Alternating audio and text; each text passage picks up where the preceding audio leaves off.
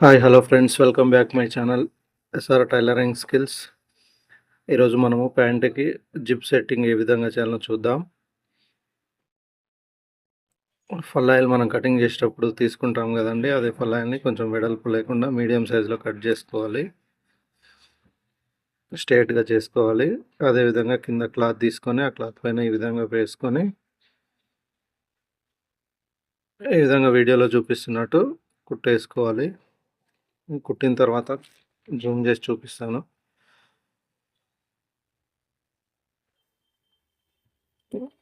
ఆ విధంగా round shape వచ్చే విధంగా వేసుకోవాలి. ఇవతల సైడ్ కూడా సేమ్ అదే విధంగా వేసుకోవాలి.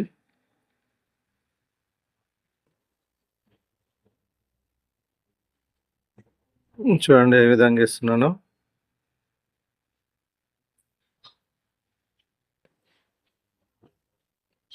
అట్లా కుట్టేసుకోవాలి. చూడండి ఆ విధంగా వేసుకోవాలి. వేసుకున్న తర్వాత ఎక్స్ట్రా ఉన్న క్లాత్ని కొంచెం కట్ చేసుకోవాలి. చూడండి వీడియోలో చూపిస్తున్నట్టు.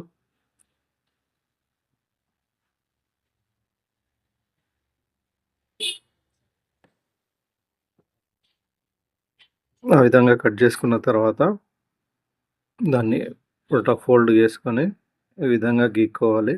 అలా గీక్కోవడం వల్ల ఉపయోగం ఏంటంటే నీట్గా కనిపిస్తుంది, సాఫ్ట్గా ఉంటుంది. చూడండి ఆ విధంగా గీసుకోవాలి. ఇలా ఫోల్డ్ చేసుకొని మళ్ళీ పైనుంచి ఒకసారి ఇలా గీక్కోవాలి. రెండు సైడ్లు అదే విధంగా గీక్కోవాలి.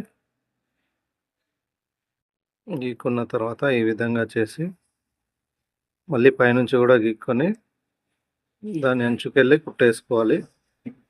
చూడండి వీడియోలో చూపిస్తున్నా కదా, అట్లా వేసుకోవాలి. మీకు అర్థం కాకపోతే వీడియోను ఫాలో అవ్వండి. చూడండి ఆ విధంగా ఒక సైడ్ వేసినాం కదా, ఇప్పుడు రెండో సైడ్ వేస్తున్నాం. చూడండి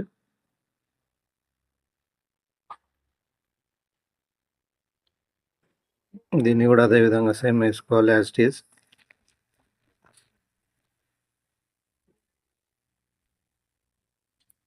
వేసుకున్న తర్వాత ఇక్కడ చూపించినట్టు ఇట్ లాస్ట్ ఉన్న దానికి పైనుంచి కుట్టేసుకోవాలి. చూడండి ఈ విధంగా వస్తుంది. అలా కుట్టేసుకున్న తర్వాత ఈ విధంగా పైన ఉన్న సీదాకెళ్ళి ఒకదానికి కుట్టేసుకోవాలి. ఈ విధంగా వేసుకోవాలి.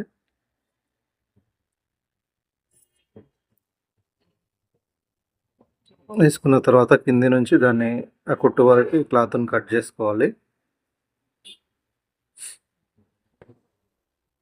ఇలా సాఫ్గా కట్ చేసుకోవాలి. ఏమైనా ఎక్స్ట్రా క్లాత్ ఉంటే సేమ్ అది ఏ విధంగా ఉంది ఆ విధంగా కట్ చేసుకోవాలి. ఇప్పుడు ఈ పార్ట్స్కి మనం జిప్ అటాచ్ చేస్తాము.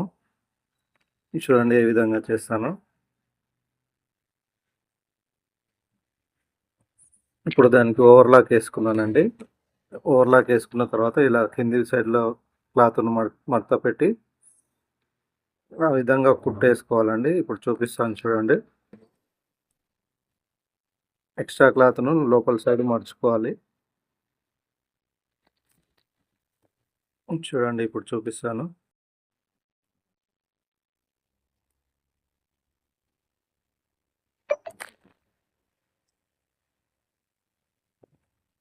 ఆ విధంగా కుట్టేసుకోవాలి వీడియోలో చూపిస్తున్నట్టు.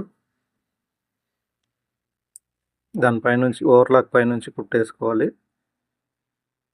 వేసుకున్న తర్వాత జిబ్బును దానిపైనుంచి పెట్టి అంచుకెళ్ళి కుట్టేసుకోవాలి. జిబ్బును మరీ అంత కిందికి కాకుండా అంత పై కాకుండా మీడియంలో పెట్టుకోవాలి.